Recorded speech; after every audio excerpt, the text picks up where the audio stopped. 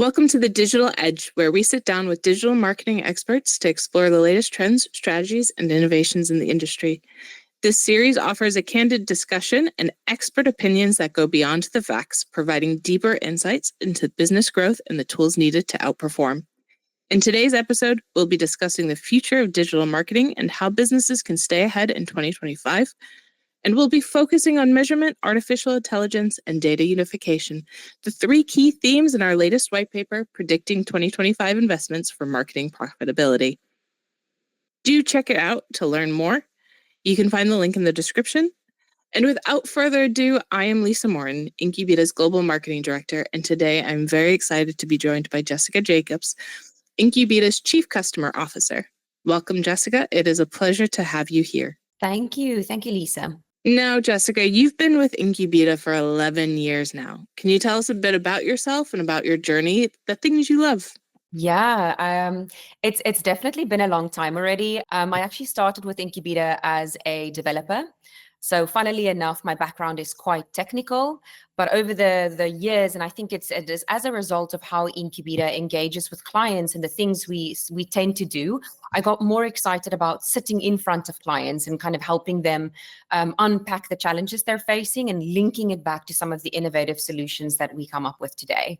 I'm also a mom of a beautiful 7-year-old girl, so I definitely feel like I'm striking a good balance between life and work right now. It's really interesting because our clients are so important to us and the challenges they're facing are really becoming more complex. With marketing technology, infrastructure changes, even the introduction of AI blowing up in the past year. We talk a lot about AI in the white paper. We also have talked about it a lot over the past year. What are your thoughts on AI? Yeah. So, when we kind of sit and unpack this with clients, it's so easy for us to try and use AI to take over a full process, right? It's because we're trying to immediately be innovative and be, create a bit of a competitive edge, and it almost requires us to push the boundaries a bit. In this case, my advice always is, and what I've seen working really well when clients really put this into practice, is if we're trying to just stick to what are the things that we know that humans don't enjoy doing, and secondly, will take us, an ample amount of time to do. So combing through the data, Lisa, you mentioned like when you look at your marketing reports, AI is now finding patterns and insights that you would not have found necessarily because there's a time requirement for you to go through this data. Those are the first ones. So let AI essentially stay in that specific path where it looks at things that are very mundane, very error prone, and it can pick that up. Where we should let humans remain in control is creativity. AI learns, right? It's an ultimately in its basic form, it's a machine learning technology. So it's going to learn based on what we give it. So if we're going to allow it to learn its own creativity, it can either create biased creativity or it's actually not going to be innovative at all. Humans still have a creativity element that cannot be replaced by machines. So this is the element I feel that where by taking away mundane tasks, we'll actually be giving back more time for creative people to be creative and innovative people to be innovative and not get stuck on the nitty-gritty details of work we've been stuck in, I would say, in the last couple of years. I was at Google Next Summit yesterday, and the biggest thing they were talking about is the Gemini AI and the platform and how it integrates with everything and some really interesting use cases. But one of the other really big topics coming up is privacy and security when it comes to AI. Yeah. How can companies mitigate that risk? We know consumer trust is so important. If we're putting stuff into AI, personal data of our teams, of our clients, of our consumers, how can we ensure that it's safe in AI? Yeah, I mean, it's such a critical question. And I think it's also going to be probably one of the biggest topics that we need to find a way to address this quite early on, because it's also one of the biggest hurdles we face right now, why AI isn't necessarily moving as fast as we would like it to, because there is this lingering topic. On the one side, I think that from a privacy perspective, regardless of AI, we need to apply privacy practices. we're an industry that's a little bit guilty of utilizing quite a lot of user insights to create more personalized campaigns. But and the other side of it, we've also realized we didn't need all of that information. Some information is absolutely valuable, and I think we just need to continue being transparent around the information we use, and that will ensure that consumers trust us and the process of utilizing this information in advertising. But when it comes to AI, we definitely need to be mindful what we feed the machines. One of the elements I've definitely seen in conversations with clients is, for example, that they do not let AI generate any sort of human emotions or any sort of imagery where humans are involved. That way we don't, because at the moment there is no, AI doesn't know what humans essentially look like, right? It's taking based on images that it's being fed, and it's drawing a conclusion. But to not try and let AI create humans. Most clients are just saying very clearly, this is the space, these are the topics, the themes that you can absolutely be involved in, and this is the space that you will not be able to generate content in. And then that way, there's no copyright infringements, there's no risk in walking down a path where you've used information, privileged information to generate new people or new concepts. So just draw those lines, just decide exactly how you want to do it, test it small, and then scale it out. That is my first advice when I would say that it comes to AI and privacy together. Now let's talk a bit about cross-channel marketing, because you can't just hit somebody on one channel. We know that's not the most impactful process. So why is this so important for marketers to be looking at?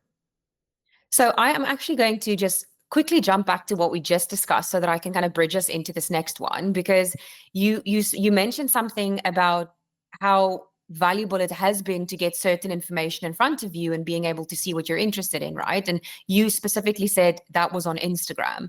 But I wanted to also mention that there's a balance, right? We shouldn't overutilize first-party data. That's 100% not the strategy that AI should be pushing us into, because there's a balance. There's beauty in being tailored when you know that your customer prefers to be more tailored on a specific channel. And then there's beauty in being more broad. So in multi-channel, and there's a reason why multi-channel exists, because we can apply different strategies to different mindsets. And that's the truth of it all, right? So as consumers, we utilize these platforms today for different reasons. Some platforms bring us closer to our family and closer friends. Some platforms bring us closer to what the industry trends are, what's in our professional, what goes on professionally in our world. And we can actually, as marketers or digital marketers, we advise that a multi-channel strategy needs to exist so that you can have communication for the different touch points that consumers are in. And sometimes they can be super tailored, and sometimes they can be slightly more broad when a brand prefers to introduce new products, new messaging to various consumers. Absolutely. And you beautifully have segued into my next question. We talked about measurement being really important for understanding cross-channel marketing. Now, integrating these efforts across multiple platforms isn't always easy. Do you have advice for what people should be tackling, what methods they should be using? I think people get really overwhelmed when it comes to numbers and data and all of the platforms they're using.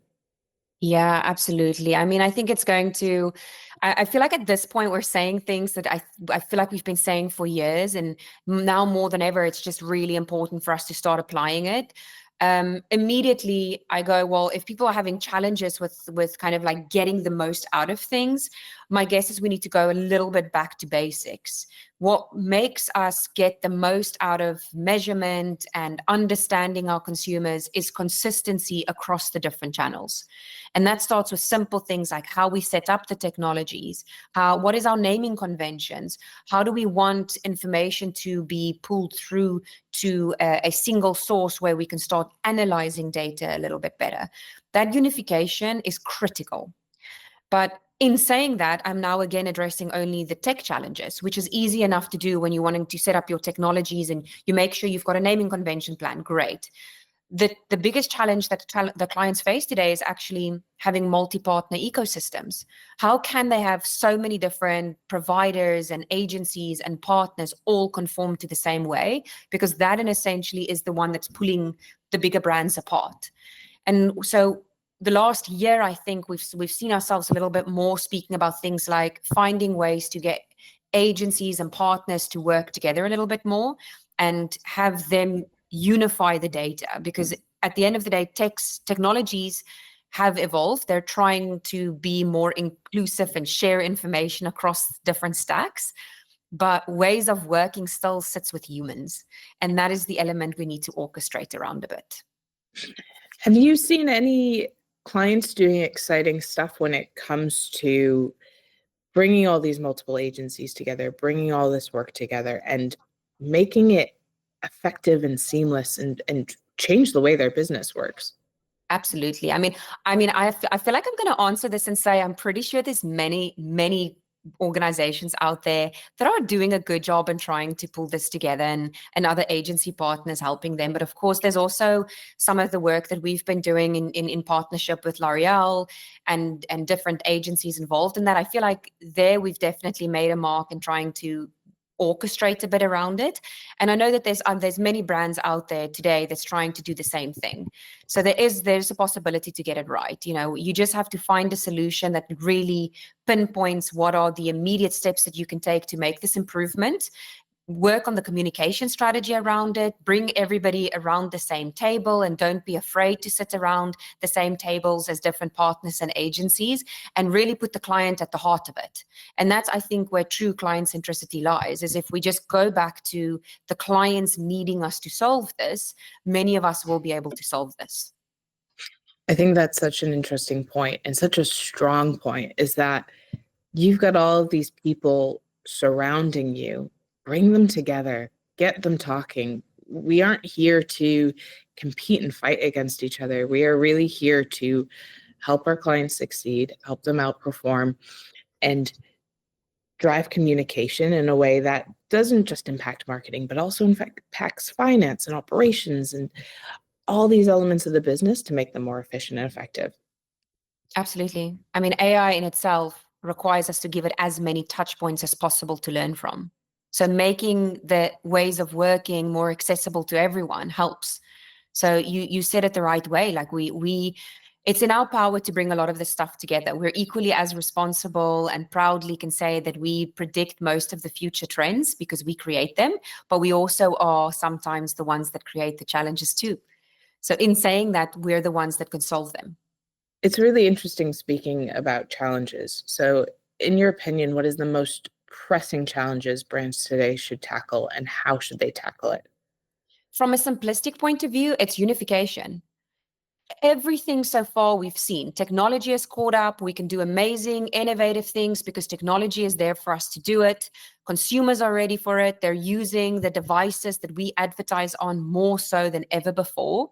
The challenge we have, the reason why some of the strategies today are still so outdated, is because there's no unification. We need data for unification. We need ways of working unification. Just everything goes back to unification. I mean, you've really touched on this point around how partnerships and collaboration are so necessary to help brands navigate the complexity that we're seeing in today's digital landscape. Thank you, everyone, for listening to this episode of The Digital Edge. It's been great to have Jessica join us today to share her insights on what the future holds for digital marketing and also how businesses can outperform in 2025.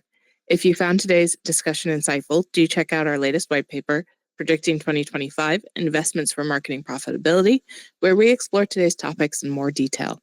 You'll find the link in our description. Also, be sure to check us out on social or visit our website, incubeta.com. See you all next time.